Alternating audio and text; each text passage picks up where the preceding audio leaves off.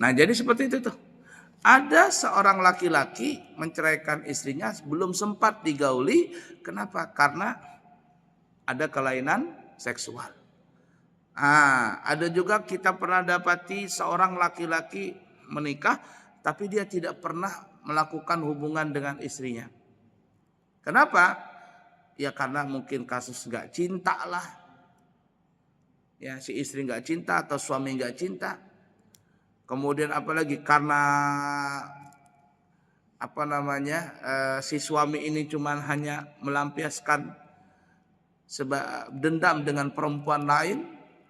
Ya dia marah dengan perempuan lalu melampiaskan kemarahannya dengan perempuan ini. Banyak sekali kasus itu, banyak. Banyak. Nah, apabila perempuan ini dinikahi tapi belum pernah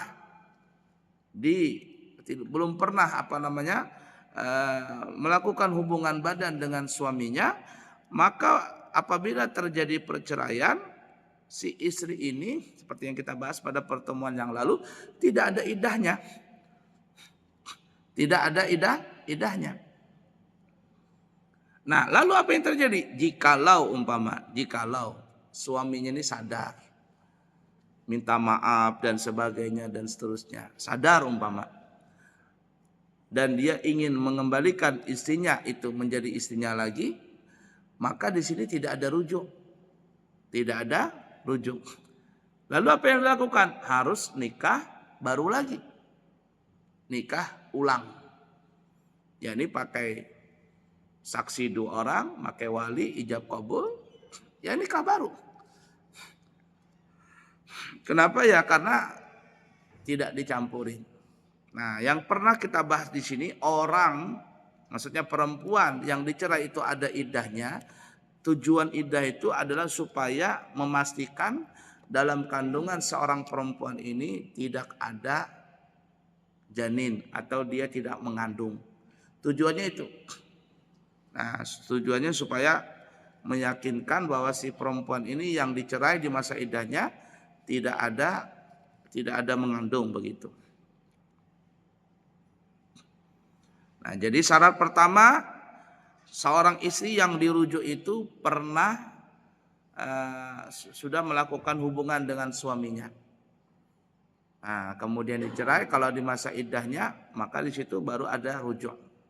Tapi kalau istri itu belum pernah disentuh oleh suaminya, lalu dicerai oleh suaminya, lalu suaminya sadar, kembali, lalu dia kepingin menikahi istrinya lagi, maka itu bukan rujuk, tetapi harus nikah baru lagi. Tidak ada rujuk berarti nikah baru, pakai wali, pakai saksi dan seterusnya.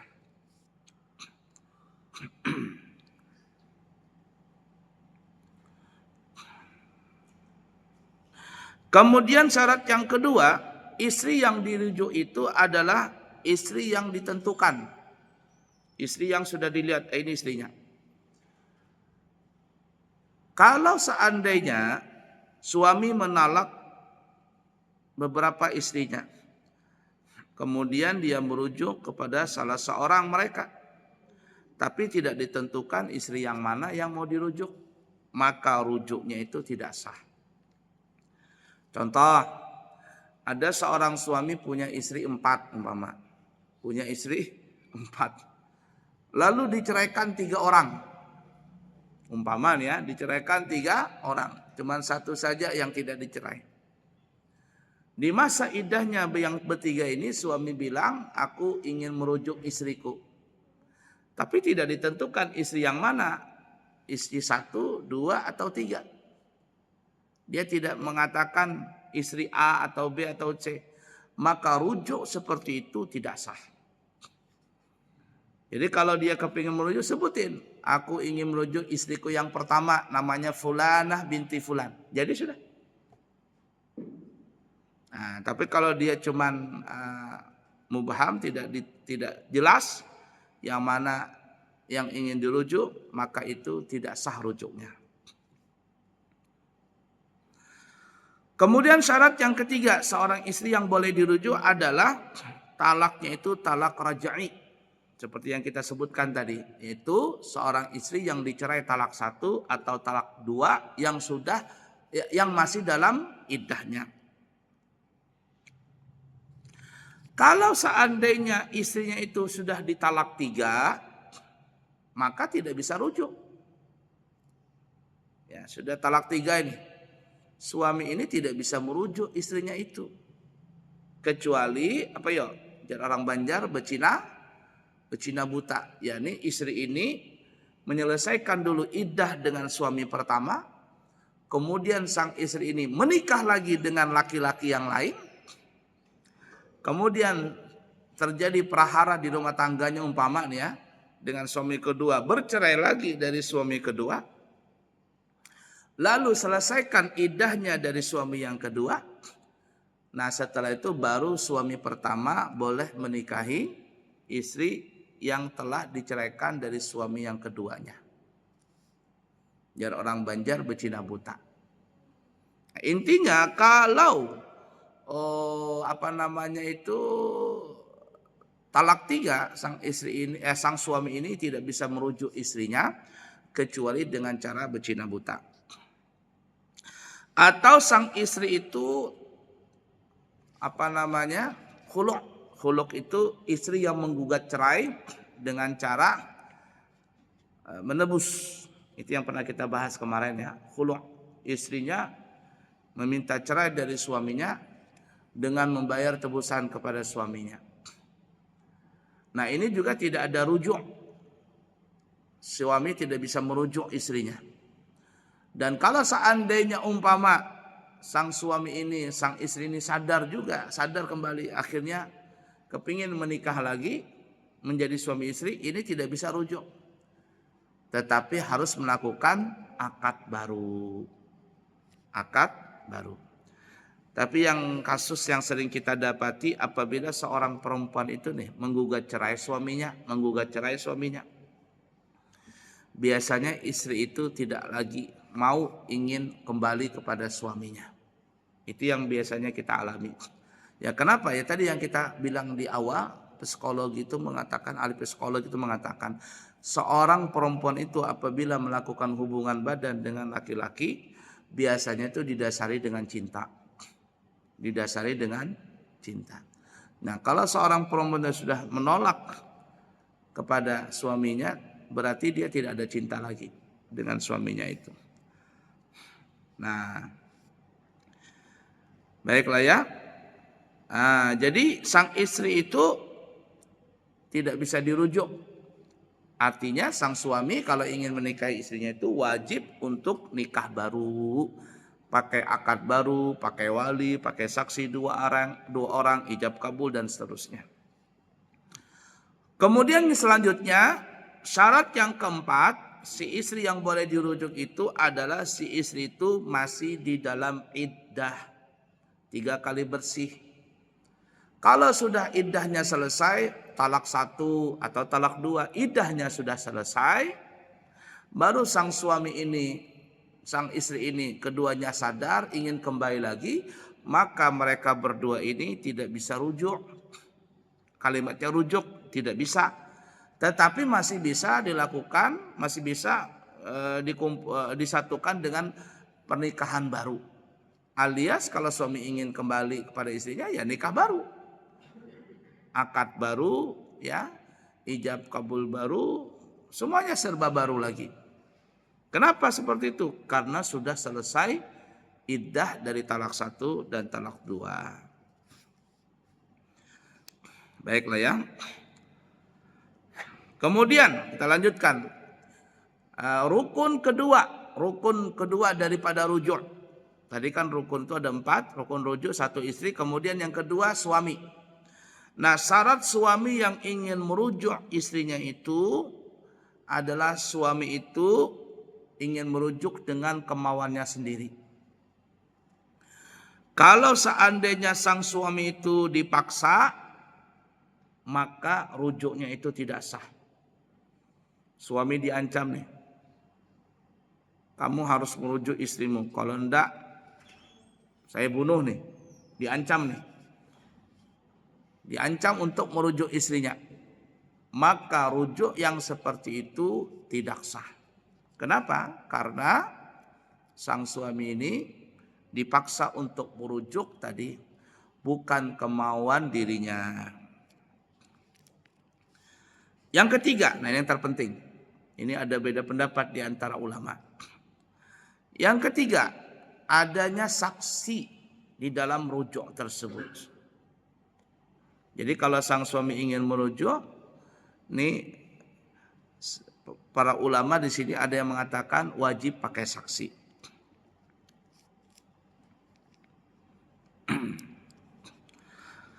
Nah, apakah saksi itu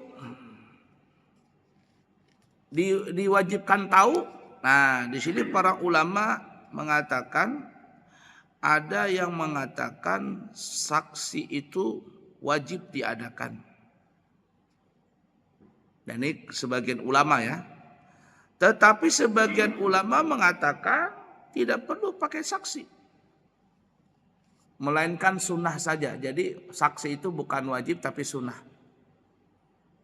Nah, tapi ya tadi di sini ada beda pendapat. Namun kebanyakan para ulama kita, terutama yang zaman sekarang, kalau suami ingin merujuk istrinya di masa iddahnya istri, itu sang suami tidak perlu pakai saksi. Sang suami cukup mengatakan, aku rujuk engkau sebagai istriku. Jadi sudah. Tidak perlu pakai saksi-saksian. Atau sang suami langsung melakukan hubungan ya di masa iddahnya, kemudian sang suami dan istri ini melakukan hubungan, setelah melakukan hubungan itu sudah selesai, langsung sang istri itu menjadi istrinya lagi. Nah, jadi yang ketiga ini, saksi ini, para ulama berbeda pendapat. Ada yang mengatakan itu wajib pakai saksi, ada yang mengatakan saksi itu cuma sunnah saja. Nah, kami pernah menyatukan suami istri yang bercerai. Jadi kami diundang sama keluarganya sekalinya, yang hadir banyak, kedua keluarga perempuan laki-laki ini hadir banyak. Saya diundang, dia bilang keluarganya, ini guru mau nikah lagi. Kata saya, kenapa kau nikah? Kemarin bercerai katanya. Bercerai? Iya. Panggil dua-duanya. Kamu bercerai ini sudah lama kah? Baru aja katanya. Baru sebulan kah atau berapa bulan itu. Belum sampai iddahnya selesai. Tak nasihatin, kalau kalian ingin kembali itu tidak perlu nikah baru. Karena masih iddah nih. Masih iddah. Jadi cukup rujuk saja. Nah, disaksikan sama keluarganya, betul ini sudah bercerai. Iya, katanya sudah cerai. Tapi masih iddah. Ya sudah. Panggil orang keluarganya, panggil suami dan istrinya. Lalu saya ajarkan, kau bilang nih suami, di hadapan keluarganya semuanya ini. Suami ini bilang, tak lajarin aku yang bernama Fulan bin Fulan merujuk istriku yang bernama Fulanah binti Fulan untuk menjadi istriku lagi. Nah, setelah mendengar itu, setelah diucapkan suami, didengar sama yang lain. Bagaimana? Dengar semuanya? Dengar. Dah. Jadi istrinya lagi. Dah, jadi istrimu lagi dah itu. Cukup seperti itu. Nah, jadi ada saksi di situ. Nah, saya melakukan itu ada saksi karena ada beda pendapat di antara ulama. Ada yang mengatakan itu wajib pakai saksi, ada yang mengatakan tidak wajib. Nah, supaya tidak ada timbul fitnah, sebaiknya kumpulkan para orang-orang, saksikanlah bahwa sang suami ini merujuk istrinya kembali dan ini masih di masa iddahnya. Disaksikan semua orang, selesai. Doa saat itu, doa kembali, bahasa kitanya doakan supaya sakinah mawaddah warahmah ya, karena diganggu sama dasim nih. Si dasim mengganggu, dah doa. Mudah-mudahan lebih aman lagi, lebih kuat lagi karena cobaan dalam pernikahan itu luar biasa banyaknya. Dah selesai. Nah, itu ya. Baik, kemudian yang terakhir, rukun yang terakhir, sigat lafaz dalam merujuk itu. Nah, kata ulama, sigat itu ada terbagi dua. Yang pertama sareh, sigat sareh. Sareh itu artinya terang-terangan. Suami mengatakan, saya mengembalikan istriku Fulanah binti Fulan sebagai istriku. Atau aku mengembalikan Fulanah binti Fulan sebagai istriku lagi. Atau dia cukup, aku merujuk istriku. yang bernama Fulanah binti Fulan. Selesai. Ya, salah. Jadi rujuk kembali. Nah, adapun yang ada saksi tadi, nah di situ yang kita katakan ada beda pendapat kalau memakai saksi. Cuman sebaiknya yang pernah kami lakukan dalam kasus seperti ini, kami memanggil beberapa orang sebagai saksi bahwa sang laki-laki ini merujuk istrinya lagi. Itu yang pertama dengan sareh. Yang kedua dengan sindiran. Ya, dengan kata-kata sindiran.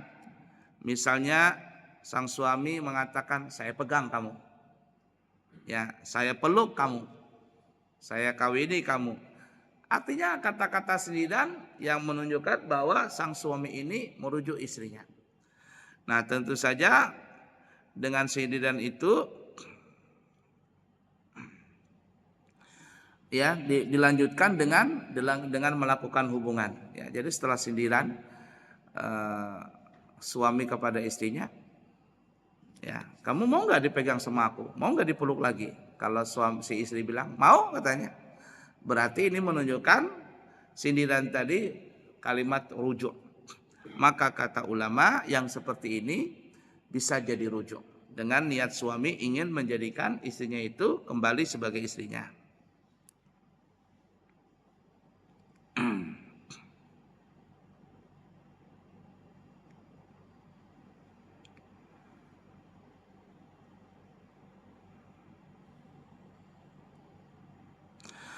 Nah, cuman kata ulama tidak sah kalau seandainya rujuk itu gantung.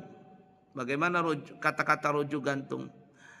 Kata suami, aku ingin mengembalikan kamu sebagai istriku, tapi kalau kamu mau. Kalau kamu nggak mau, nggak usah, katanya.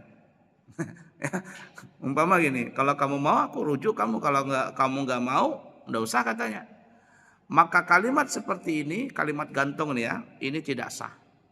Rujuknya itu nggak sah. Atau suami mengatakan kalau seandainya turun hujan, aku merujuk kamu sebagai istriku. Dikait-kaitkan dengan apa begitu? Yang seperti ini kata ulama tidak sah. Jadi kalau ingin merujuk harus yang nampak begitu. Aku rujuk kamu sebagai istriku. Selesai. Atau kalimat sendiri, aku peluk kamu ya. Si istri mau, ya. Maksudnya apa ini? Ya kamu jadi istriku lagi. Nah, sudah selesai sudah. Maka itu jadilah rujuk kembali. Nah, mudah dipaham ya. Nah, jadi seperti itu rujuk dengan istri kembali. Intinya hati-hati kita dalam berumah tangga. Memang berat karena si dasim, syaitan dasim itu selalu mengganggu di rumah tangga. Dan kita tahu ibadah yang paling lama itu adalah pernikahan. Dan syaitan dasim ini dia tidak suka kalau ada suami istri itu berdamai, bercumbu, bermesra-mesraan. Itu dasim paling gak suka. Sehingga para ulama mengatakan tidak boleh suami istri itu tidur tidak seranjang, itu nggak boleh. Ya, jangan dibiasakan tidur berpisah. Jadi kalau mau tidur barengan tidur. Kalau ada sekali dua kali suami istri itu tidak satu ranjang, tidur berpisah nih, di situ mulai dasi masuk. Dasi mulai masuk. Senang dia kalau ada suami istri tidurnya nggak satu ranjang, nggak satu tilam, senang dia. Sudah mulai masuk dasim di situ. Jadi biasakan tidur dengan dengan seranjang dengan istri. Kalau seandainya tidak seranjang, tidur di mana gitu? Kalau tidur umpama di lantai, semuanya tidur di lantai. Dan paling bagus kalau umpama tidur satu bantal. Makanya kan ada namanya bantal cinta atau yang bantal panjang. Bagus sekali. Jangan biasakan tidur tidak bersama istri. Kalau tidur sama istri, pegang istri tadi. Itu dasim tuh marah banget dia. Wah, marah dia. Dan ketika dasi marah, kita menang di situ. Kita menang. Tapi kalau seandainya ada sudah tidak tidur satu ranjang, dasim sudah mulai tertawa itu. Sudah mulai tertawa. Dia sudah mulai masuk ke situ. Jadi ngeri ya dasim ini. Ala kulli hal, rumah tangga itu kita semuanya pasti pernah kena cobaan. Macam-macam cobaan di rumah tangga. Berusahalah kita untuk sebaik mungkin. Khiyarukum nisaikum. Kata Nabi, laki-laki yang paling baik adalah seorang laki-laki yang paling baik dengan istrinya. Cukup sekian, semoga bermanfaat. Subhanakallahumma wa bihamdika asyhadu an la ilaha illa anta astaghfiruka wa atubu ilaihi wa akhiru kalam. Wassalamualaikum warahmatullahi wabarakatuh.